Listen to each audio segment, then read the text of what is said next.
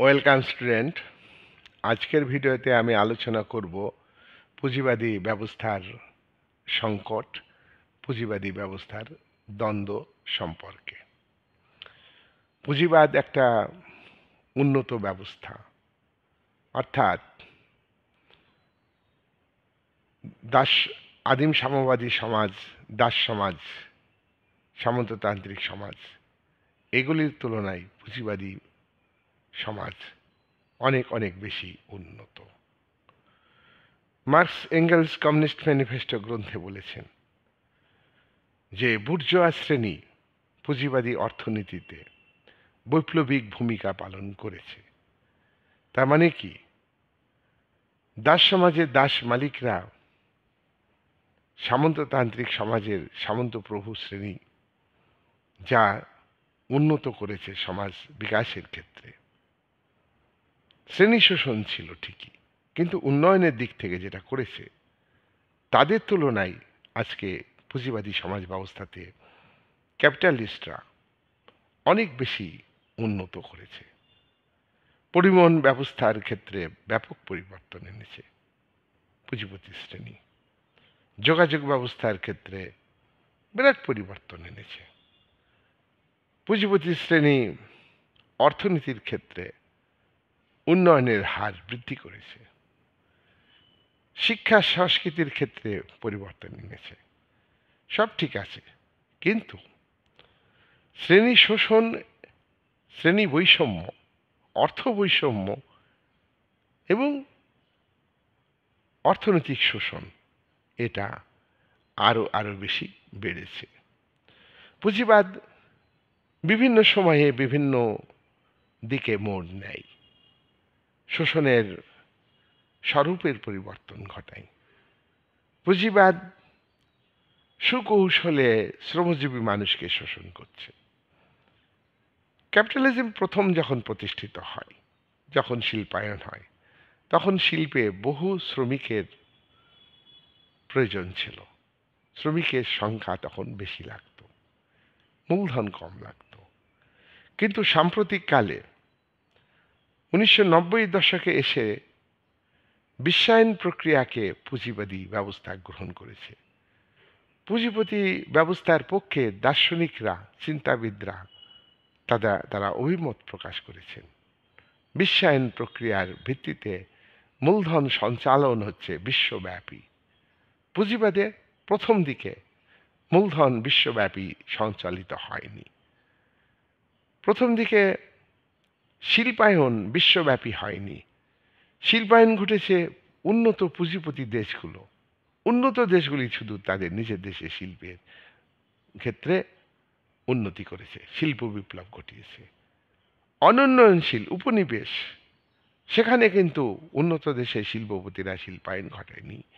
কিন্তু আজকে বিশ্বায়ন প্রক্রিয়ার যুগে শিল্পপতিরা, উন্নত দেশের শিল্পপতিরা, শিল্প গোষ্ঠী, corporation, multi national corporation, MNC, তারা কিন্তু বিশ্বব্যাপী শিল্পায়ন ঘটাচ্ছে। বিশ্বব্যাপী তারা বাজার সৃষ্টি করছে। বিশ্বব্যাপী তারা দ্রব্যের সাপ্লাই দিচ্ছে, যোগান দিচ্ছে। কিন্তু একটা সময়ে পুঁজিবাদ যখন প্রথম চালু হলো, এই ক্যাপিটালিজম অর্থনীতিতে একটা অবাধ ব্যবসা বাণিজ্য একটা দেশের মধ্যে ছিল, কিছু কিছু আন্তর্জাতিক স্তরে ছিল। মূলধন বিনিয়োগ দেশের মধ্যে। দেশের সরকার শিল্প সংরক্ষণ নীতি গ্রহণ করেছে, শিল্পের উপরে কর কম কম বসিয়েছে উৎপাদন বৃদ্ধি করবার জন্য। কিন্তু এই পর্যায়ে শ্রমিক বেশি দরকার ছিল, আর শ্রমিক বেশি নিয়োগ করা হয়েছিল, এবং পুঁজিবাদ কিন্তু সংকটে পড়েছে। শ্রমিক বেশি নিয়োগ করে শ্রমিকের মজুরি কম, শ্রমিককে শোষণ করে মালিক, আর দ্রব্য বেশি উৎপাদন হয়েছে, আর উৎপাদিত দ্রব্য বাজারে বিক্রি হয়নি। উৎপাদনিত দ্রব্য বাজারে বিক্রি না হওয়ার কারণে মালিককে, পুঁজিপতি শ্রেণীকে কারখানা বন্ধ করতে হয়েছে। কারখানা বন্ধ করার ফলে শ্রমিকরা কাজ হারা হয়েছে, শ্রমিকরা আন্দোলনে সামিল হয়েছে। তাই আমরা দেখব 1929 সালে আমেরিকাতে মন্দা দেখা দিয়েছিল। এটা কিন্তু পুঁজিবাদী ব্যবস্থাতে অতি উৎপাদনের ফলে এটা হয়েছিল। অতিরিক্ত উৎপাদিত দ্রব্য নিজের দেশে বিক্রি হয়নি, আর সেই দ্রব্য বিক্রি না হওয়ার ফলে কি হয়েছে, তার দ্রব্য উৎপাদন বন্ধ করতে হয়েছে। তাহলে এটা একটা পুঁজিবাদের সংকট।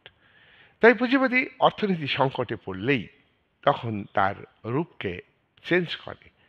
পুঁজিবাদ যখন সংকটে পড়ল, তখন পুঁজিবাদী ব্যবস্থাতে রাষ্ট্রের যে ভূমিকা, যে ধরনের রাষ্ট্র তোমার পুঁজিবাদের প্রথম দিকে ছিল পুঁজিবাদী ব্যবস্থাতে, সেটা হলো পুলিশি রাষ্ট্র। রাষ্ট্রের কাজ হলো ল অ্যান্ড অর্ডারকে মেনটেন করা, শুধু আইন শৃঙ্খলা রক্ষা করবে।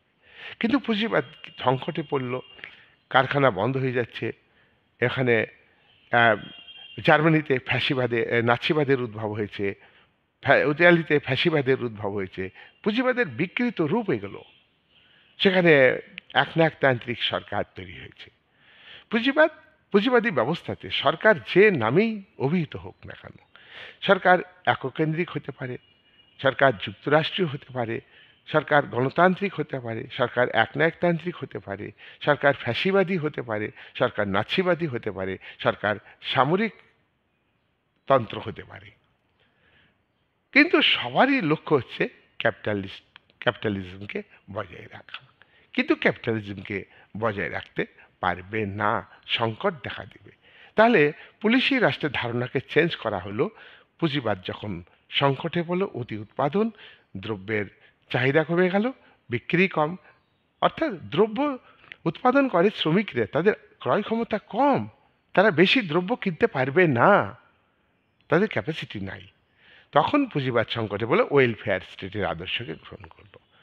তখন পুঁজিবাদ ব্যক্তি মালিকানার পাশাপাশি রাষ্ট্রীয় মালিকানা, যৌথ মালিকানা সৃষ্টি করে উৎপাদন বাড়াতে লাগলো।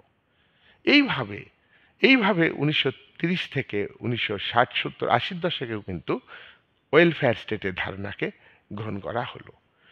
1970 দশকে এসে ওয়েলফেয়ার স্টেটের ধারণাকে বিলুপ্ত করে নতুন একটা রাষ্ট্রের ধারণা দিল, মিনিমাল স্টেট। নতুন অর্থনৈতিক ব্যাখ্যা, অবাধ ব্যবসা বাণিজ্যের জায়গায় খোলা বাজার অর্থনীতি চালু করল। উন্নত দেশগুলো যে পুঁজিবাদী দেশগুলো নিজের দেশে শিল্প গড়ে তুলত, তারা এখন থেকে অনুন্নত দেশগুলিতে, উপনিবেশগুলিতে শিল্প কারখানা গড়ে তুলতে লাগলো। একসময় তারা অনুন্নত দেশের শিল্পকে ধ্বংস করেছে, আর আজকে তারা নিজের উদ্যোগেই অনুন্নত দেশে শিল্প কারখানা গড়ে তুলছে। কিন্তু তারা এটা মাথায় রাখে যে দেশে আমরা শিল্প কারখানা গড়ে তুলব, সেই দেশের নিজস্ব কোনো শিল্প কারখানা যাতে গড়ে না ওঠে। সেই দেশের কোম্পানিগুলো, যেই দেশের সরকার যাতে নিজে পরিকাঠামো গড়তে না পারে। এই যে চীন বিভিন্ন দরিদ্র দেশে পরিকাঠামোগত সহযোগিতা করে সে দেশের পরিকাঠামো গড়ছে এবং সরকারকে ঋণের জালে ফেলছে, ঋণের জালে আবদ্ধ রাখছে। পরিকাঠামো করতেই যে ঋণের টাকা শেষ হয়ে যায়, তখন আর কারখানা করতে পারে না, তখন চীনের কোম্পানি সেখানে তৈরি করছে কারখানা করে, সেই দেশের অর্থনীতিটা নিজের হাতে নিয়ে নিচ্ছে, সেই দেশকে পায়ের তলায় রাখছে। এটা হলো চীন সমাজতান্ত্রিক রাষ্ট্র নামে, আমি বিশ্বাস করি না সমাজতান্ত্রিক রাষ্ট্র, কিন্তু ক্যাপিটালিজমের বৈশিষ্ট্য, সেটা চীন এইভাবেই করছে। আমেরিকা, সমস্ত দেশ কিন্তু পুঁজিবাদী দেশ, এই কায়দায় শোষণ করছে। তাদের মধ্যে একটা দ্বন্দ্ব দেখা দিচ্ছে। তাহলে পুঁজিবাদ একটা সংকটের মধ্যে পড়ছে এইভাবে।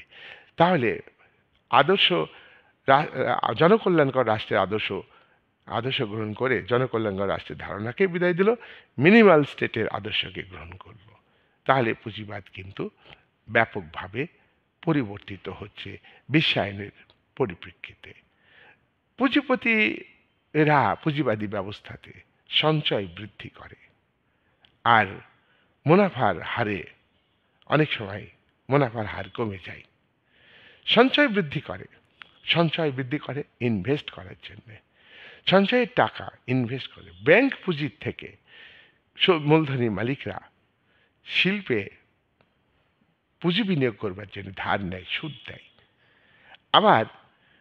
আবার যদি সঞ্চয় কমে যায়, তাহলে মূলধন কমে যাবে, আর মুনাফা মুনাফা অনেক সময় কম হারে নির্ধারণ করে, সেটা বেশি পরিমাণ দ্রব্য বিক্রি করবার জন্যে।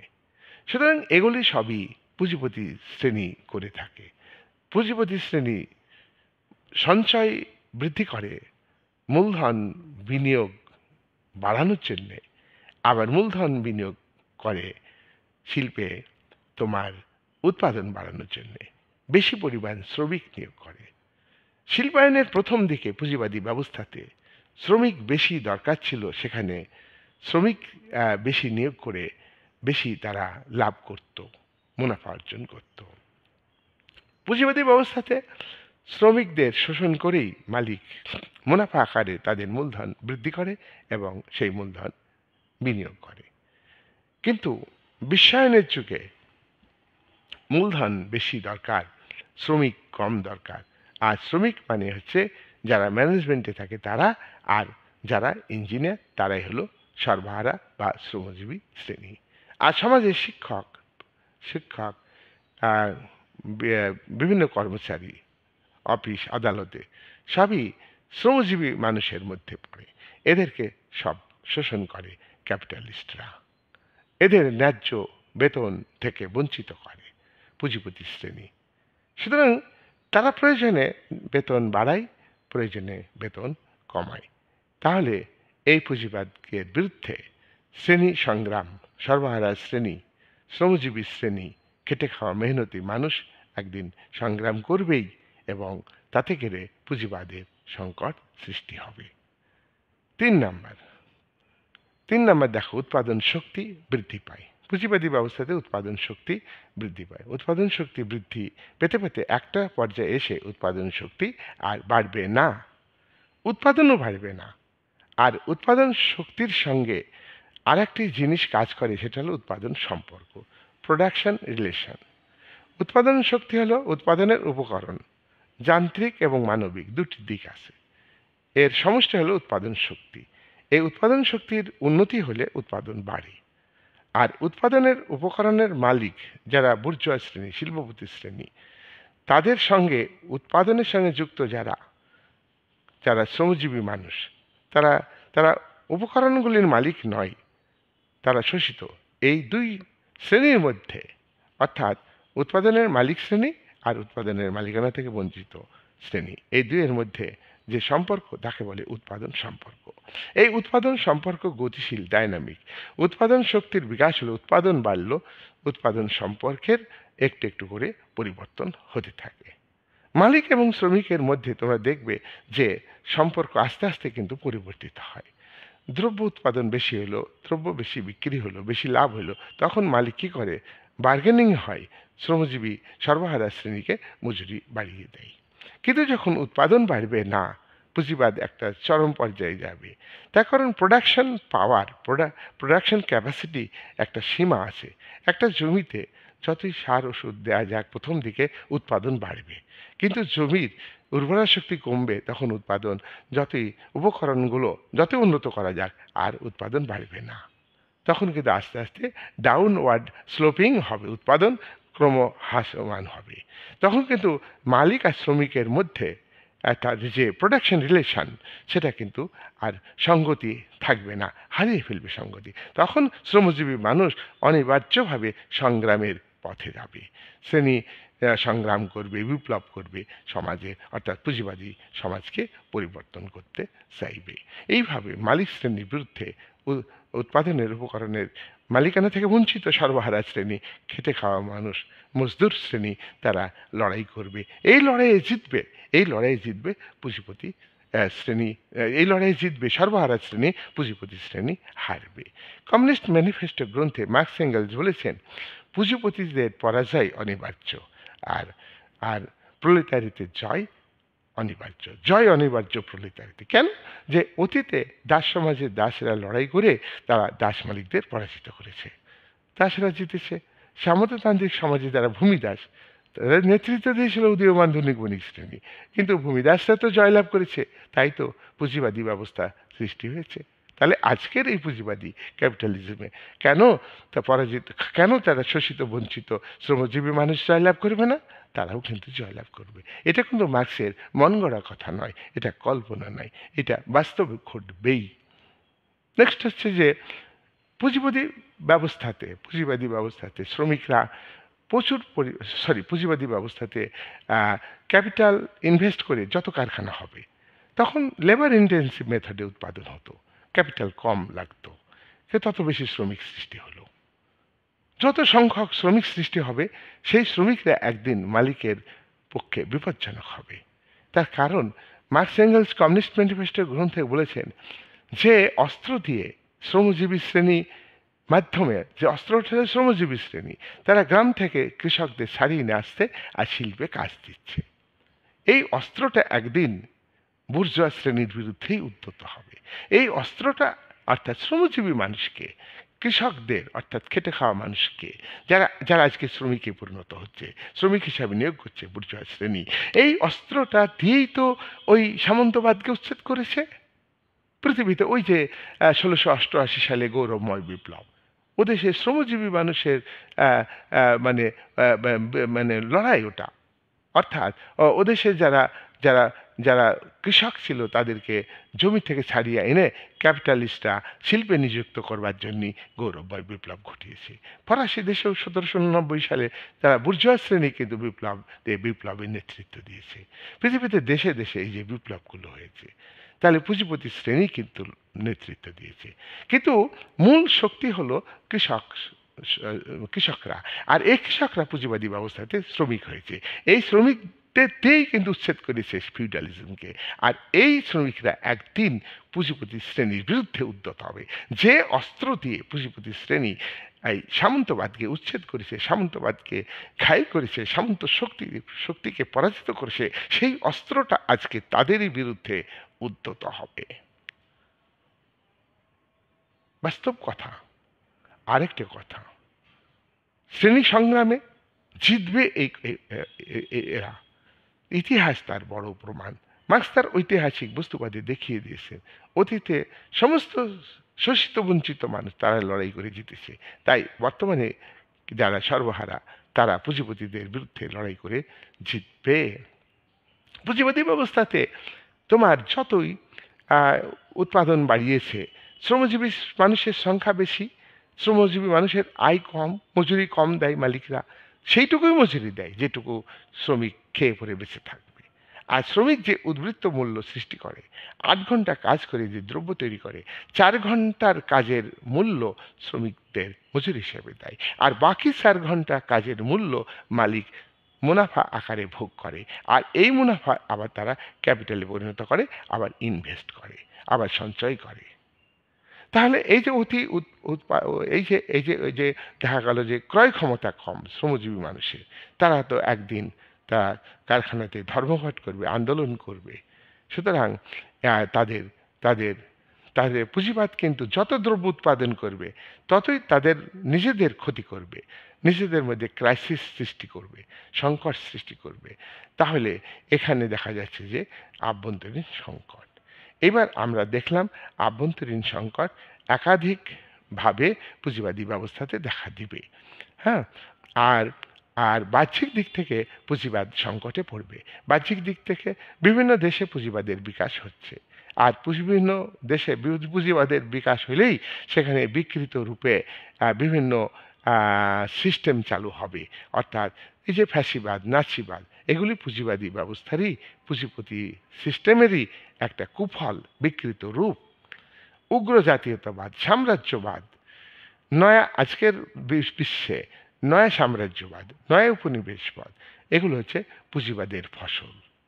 হ্যাঁ, চীন এভাবে পুঁজিবাদকে প্রতিষ্ঠিত করছে বিভিন্ন দেশে পরিকাঠামোগত উন্নতির সাহায্য দিয়ে। চীনকে আমরা সমাজতান্ত্রিক রাষ্ট্র হিসাবে চিহ্নিত করলে ভুল হবে, নামে মাত্র সমাজতন্ত্র, কিন্তু চীন সাম্রাজ্যবাদী, চীন নয়া উপনিবেশবাদী। মার্কিন যুক্তরাষ্ট্র সেখানে ধনতন্ত্র ক্যাপিটালিজমকে গ্রহণ করেছে, উদারনৈতিক গণতন্ত্রকে গ্রহণ করেছে, সেটাও কিন্তু আজকে ক্যাপিটালিজমের অর্থনীতি, এবং সে আধিপত্য বিস্তার করতে চায় মানবাধিকার রক্ষার নামে। সে নিজের সামরিক আধিপত্য অর্থাৎ নয়া সাম্রাজ্যবাদ কায়েম করছে। সন্ত্রাসবাদ দমনের নামে সে নয়া সাম্রাজ্যবাদ, নয়া উপনিবেশবাদ কায়েম করছে। দ্বিতীয় মহাযুদ্ধের পরবর্তীকালে সাম্রাজ্যবাদকে স্বীকার করা হয় না। সাবেকি সাম্রাজ্যবাদ, সাবেকি উপনিবেশবাদ, তার পরিবর্তে নয়া উপনিবেশবাদ প্রক্রিয়া কিন্তু নষ্ট হয়নি। অর্থনৈতিক সহযোগিতার নামে, মানবাধিকার রক্ষার নামে, সন্ত্রাসবাদ দমনের নামে, রাজনৈতিক অস্থিরতার জায়গায় স্থিরতা আনার নামে বিভিন্ন উন্নত দেশ ও অন্য দেশের অভ্যন্তরে হস্তক্ষেপ করছে। এটা কিন্তু হস্তক্ষেপ করছে, এটা কিন্তু নয়া উপনিবেশবাদ, নয়া সাম্রাজ্যবাদ। অর্থাৎ নয়া উপনিবেশবাদ হচ্ছে বন্ধুত্বের মধ্য দিয়ে দুর্বল দেশকে অর্থনৈতিক দিক থেকে দুর্বল করে দেওয়া। আর নয়া সাম্রাজ্যবাদ হচ্ছে বিভিন্ন এক্সকিউজ দেখিয়ে সে দেশে সেনা মোতায়েন করা এবং সেই দেশে সেনা রেখে দিয়ে তারপরে আধিপত্য বিস্তার করা। এইভাবে সাম্রাজ্যবাদ কিন্তু নতুন রূপে আবির্ভূত হয়েছে, আর উপনিবেশবাদ নতুনভাবে আবির্ভূত হয়েছে নয়া উপনিবেশবাদ হিসাবে। এটা কিন্তু উপনিবেশবাদ ছিল। সুতরাং আমরা দেখছি যে আমরা পুঁজিবাদী ব্যবস্থাতে যে বাহ্যিক দিক দিয়ে সংকট, সেই সংকট কিন্তু আসবেই। আমরা দুটো মহাযুদ্ধ দেখেছি, 1914 থেকে 1918 প্রথম মহাযুদ্ধ। এটাও কিন্তু সাম্রাজ্যবাদীদের মধ্যে যুদ্ধ। সাম্রাজ্যবাদ কি করে সৃষ্টি হয়? পুঁজিপতি গোষ্ঠীগুলো বিভিন্ন দেশে আছে, বিভিন্ন দেশে পুঁজিপতি গোষ্ঠী শিল্পে উন্নত করছে, তাদের দ্রব্য বিক্রি করবার জন্য বাজার দরকার, আর তাদের শিল্পায়নকে অব্যাহত রাখার জন্য কাঁচামাল সংগ্রহ করা দরকার। এই দুটো পয়েন্টে তাদের মধ্যে প্রতিযোগিতা শুরু হয়। তাহলে বাজার দখল, এ কাঁচামাল সংগ্রহ করবার জন্য তারা দেশ দখল করতে চায়। এই হলো তাদের যুদ্ধের আকাঙ্ক্ষা বৃদ্ধি পায়। সুতরাং এটার মধ্য দিয়ে প্রথম মহাযুদ্ধ শুরু হয়েছে। প্রথম মহাযুদ্ধের কারণ বিকৃত জাতীয়তাবাদ, উগ্র জাতীয়তাবাদ। প্রথম মহাযুদ্ধের কারণ জাত্যাভিমান। প্রথম মহাযুদ্ধের কারণ সামরিক প্রতিযোগিতা। সব কিছুর মূলেই কিন্তু এই পুঁজিবাদ, সামরিক প্রতিযোগিতা। আজকে সামরিক প্রতিযোগিতা পুঁজিবাদী ব্যবস্থার ফসল। আজকে তারা বেশি, অর্থাৎ 70% উপরে প্রত্যেকটা দেশ জাতীয় আয়ের 70% উপরে সামরিক খাতে ব্যয় করছে। এটা কিন্তু পুঁজিবাদী ব্যবস্থার ফসল। সুতরাং তাদের মধ্যে এইভাবে প্রথম মহাযুদ্ধ হয়েছে। দ্বিতীয় মহাযুদ্ধ আমরা দেখব যে তিনটি মতাদর্শ, একটা হলো উদারনৈতিক গণতান্ত্রিক মতাদর্শ, আরেকটা হচ্ছে সমাজতান্ত্রিক মতাদর্শ, মার্ক্সবাদ লেনিনবাদের উপর ভিত্তি করে গড়ে ওঠা সমাজতান্ত্রিক মতাদর্শ। আর হচ্ছে বিকৃত রূপ পুঁজিবাদের, হিটলারের নাৎসিবাদ আর মুসলিনির ফ্যাসিবাদ নাৎসিবাদ, তিনটি মতাদর্শ। অর্থাৎ ফ্যাসিবাদ নাৎসিবাদ একদিকে, আরেকদিকে গণতান্ত্রিক মতাদর্শ, আরেকটা হচ্ছে সমাজতান্ত্রিক তিন মতাদর্শের সংঘর্ষ এটা কিন্তু। আর এখানে আমরা দেখব যে গণতান্ত্রিক যে দেশগুলো যুদ্ধের জন্য আবহাওয়া তৈরি করেছে। প্রথম মহাযুদ্ধের পরে যে ভার্সাই চুক্তি জার্মানির উপর চাপিয়ে দিয়েছিল, এক্ষেত্রে মিত্রশক্তিবর্গ দায়ী ছিল জার্মানিতে হিটলারের উত্থানের জন্য। জার্মানি এত ভয়ঙ্কর রূপ ধারণ করেছিল, দ্বিতীয় মহাযুদ্ধ সৃষ্টি করেছিল, বাঁধিয়েছিল। এটার মূলে রয়েছে পুঁজিবাদের বিকাশ। ওই 1919-এর প্যারিসের যে শান্তি বৈঠক, সেখানে পুঁজিপতি দেশগুলো নিজেদের জাতীয় স্বার্থকে বেশি প্রাধান্য দিয়েছে। পাশাপাশি পুঁজিবাদী অন্য দেশকে, জার্মানিতে যে পুঁজিবাদের বিকাশ হয়েছিল, শিল্পায়ন হয়েছিল, সেই জার্মানিকে দায়ী করে তার উপরে বোঝা চাপিয়ে দিয়েছিল। এইসব হলো আন্তর্জাতিক দিক থেকে ক্রাইসিস। বিভিন্ন দেশের পুঁজিবাদী দেশগুলোর মধ্যে সংঘর্ষ, যুদ্ধ অনিবার্য, আর বিভিন্ন দেশের শিল্প গোষ্ঠীর মধ্যে প্রতিযোগিতা। আজকের দিনে যে বড় বড় কোম্পানি, এমএনসিপি, মাল্টি ন্যাশনাল কর্পোরেশন, বড় বড় কোম্পানিগুলোর মধ্যে আপাত দৃষ্টিতে মনে হচ্ছে যে ইংল্যান্ড, আমেরিকা এসব পুঁজিবাদী দেশ, এসব অস্ট্রেলিয়া পুঁজিবাদী দেশ, জাপান পুঁজিবাদী দেশ, এদের মধ্যে বন্ধুত্ব আছে। এটা ভুল। তার কারণ হচ্ছে পুঁজিবাদের চরিত্র হচ্ছে পুঁজিপতিদের মধ্যে আর মাল্টি ন্যাশনাল কর্পোরেশনগুলির মধ্যে নিজেদের মধ্যে প্রতিযোগিতা চলছে। তাই তোমরা দেখবা যে ছোট ছোট কোম্পানিগুলো উঠে যায়, বড় বড় মাঝারি কোম্পানিগুলো উঠে যায়, বড় বড় কোম্পানিগুলো থাকছে। সুতরাং এইটা একটা অর্থনৈতিক সংকট। আজকে বিশ্বায়নকে, পুঁজিবাদী ব্যবস্থার একটা কৌশল, বিশ্বায়নকে খুব লুফে নিয়েছিল অনেক দেশ। আজকে যেসব দেশ বিশ্বায়ন প্রক্রিয়াকে গ্রহণ করেছে, সেই সব দেশের জনগণ অধিকাংশ দরিদ্র, অর্থ বৈষম্য তাদের বৃদ্ধি পেয়েছে, তাদের তাদের মধ্যে অপসংস্কৃতি, নিজস্ব সংস্কৃতি নষ্ট করে দিয়েছে, তাদের ক্ষতি করে দিয়েছে এই বিশ্বায়ন প্রক্রিয়া।